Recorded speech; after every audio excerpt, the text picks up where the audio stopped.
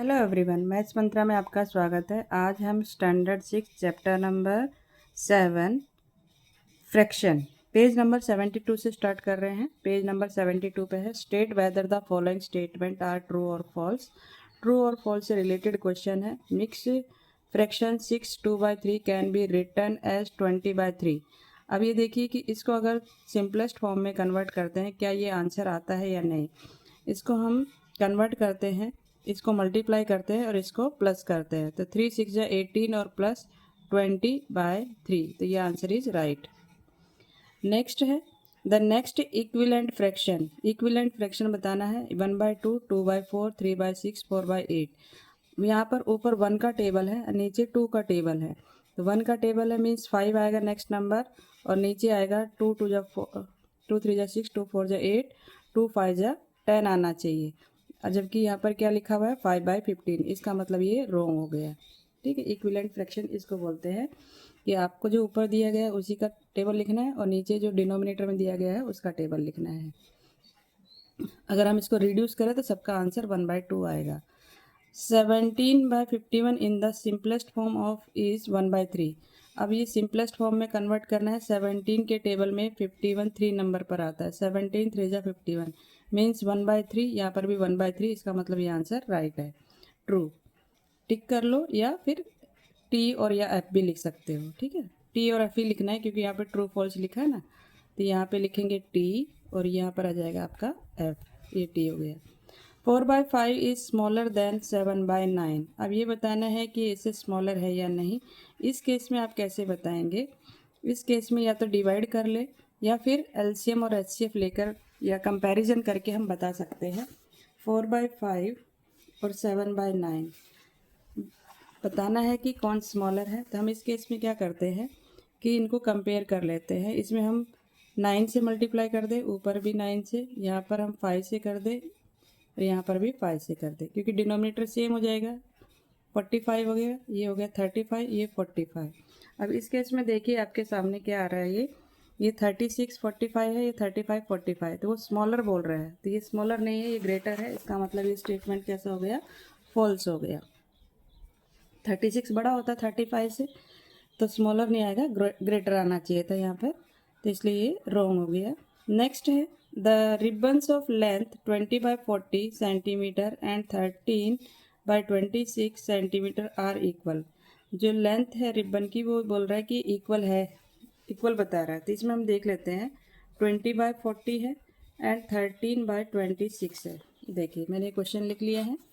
20/40 है, 13/26 है। रिड्यूस कर देते हैं, 0 से 0 को कैंसिल किया, 2 के टेबल में 4 2 जा, तो इसका आंसर मिला हमें 1/2। 13 के टेबल में 26 2 जा, तो ये भी आंसर मिला 1/2। 1/2 1/2 इक्वल हो गया, इसका मतलब ये स्टेटमेंट ट्रू है। ठीक है, नेक्स्ट क्वेश्चन देखेंगे। मैच द फॉलोइंग से रिलेटेड क्वेश्चन है। What fraction of an hour is 20 minute. 20 minute को फ्रैक्शन फॉर्म में लिखना है। हमें मालूम है कि 1 आवर में 60 मिनट होते हैं, और 60 को 20 से डिवाइड कर दें। 20 को 60 से डिवाइड कर दें। देखो यहाँ पे मैंने किया इसको, ये 20/60, क्योंकि 1 आवर में 60 मिनट होते हैं। 20 को फ्रैक्शन फॉर्म में लिखना था, 0 से 0 कैंसिल, 2 1 जा 2 3 जा 6, 1/3, ये इसका आंसर हो जाएगा। 1/3 कहाँ पर है, ये इसका आंसर हो गया फर्स्ट का। ठीक, नेक्स्ट है fraction representing the shaded portion. अब आपको देखना है इसमें कितने पार्ट्स में कलर है। 1 2 3 4 5 6 पार्ट्स में कलर है, और टोटल पार्ट्स कितने हैं 9। तो 6/9 मीन सेकेंड आपका ये आंसर हो जाएगा। ये डी है जो 6/9, ये इसका आंसर हो जाएगा। नेक्स्ट है dash piece of length 1/6 will make a length of 1/3। 1/6 को 1/3 बनाना है, तो आप कैसे बनाएंगे इसको? इसको हम करेंगे, देखिए कैसे सोल्व कर सकते हैं इसको। ये आपके सामने क्वेश्चन है।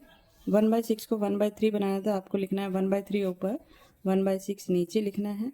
अब 1/3 इसका हम रेसिप्रोकल कर देंगे, उल्टा कर देंगे, तो ये हमारा आ जाएगा 6/1। तो ये कैंसिल हो गया, 3 1 जा 3 3 2 जा 6, तो ये आंसर मिलेगा 2/1। ये आंसर होना चाहिए इसमें। तो ये 2/1 ये हो गया ऑप्शन नंबर, ये 3 हो गए ए का। नेक्स्ट है 5 6/7 कैन बी एक्सप्रेस्ड एज, इसको क्या करते हैं, मल्टीप्लाई करते हैं, इसको प्लस करते हैं। तो 5 7 जा 35, 35 को 6 प्लस किया, 5 7 जा 35, 35 में 6 प्लस किया तो ये हो गया 41/7। तो ये आपका आंसर आ गया 41/7। इक्विवेलेंट फ्रैक्शन ऑफ 9/36 इज, अब 9/36 का इक्विवेलेंट फ्रैक्शन क्या होगा, देखो हम इसको रिड्यूस कर देते हैं। ये 9 के टेबल में 9 1 जा 9, 9 4 जा 36, 1/4 आएगा। हमारे पास एक ही ऑप्शन बचा है, इसको भी रिड्यूस करके देख लेते हैं। 1 11 4 जा 44, ये भी 1/4। तो सेम आंसर आ रहा, मीन्स ये इक्विवेलेंट फ्रैक्शन हुआ, ये इसका आंसर हो गया। ठीक है, इस तरीके से हम चेक कर सकते हैं। नेक्स्ट है असर्शन और रीजन से रिलेटेड क्वेश्चन है।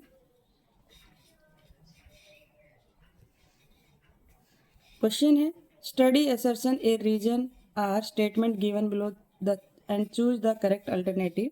Assertion 3 parts out of 4 equal part is 3/4। 3 parts हैं, 3 parts out of 4, 3 parts out of 4 को हम 3/4 ही लिखते हैं। किस तरीके से कहना चाह रही है, देखो ये आपके पास, मैं आपको सर्कल बना के दिखा देती हूँ। ये मेरे पास 4 पार्ट्स इक्वल 4 पार्ट्स, तो ये 3 पार्ट्स में मैंने कलर कर दिया, तो हम इसको लिखते हैं 3/4। जितने पार्ट्स में कलर किया ऊपर आएगा और टोटल पार्ट्स नीचे आ जाएगा। ये स्टेटमेंट ठीक है। फिर नेक्स्ट में क्या कहा इसने, रीजन में ए होल में बी ए सिंगल ऑब्जेक्ट और ए ग्रुप ऑफ ऑब्जेक्ट। अभी हमने होल चीज़ दिखाई थी, सर्कल दिखाया था, उसमें सिंगल ऑब्जेक्ट और एक ग्रुप ऑफ ऑब्जेक्ट। तो इसका आंसर क्या आ जाएगा, बहुत ट्रू है, पर जो आर है ना, ये रीजन जो है वो इसका करेक्ट एक्सप्लेनेशन नहीं दे रहा है। तो इसका मतलब ऑप्शन नंबर बी। ठीक है, नेक्स्ट क्वेश्चन है। नेक्स्ट आपके सामने है assertion the simplest form of 12/20 is 3/4। इसको रिड्यूस करके देखते हैं कि आता है या नहीं।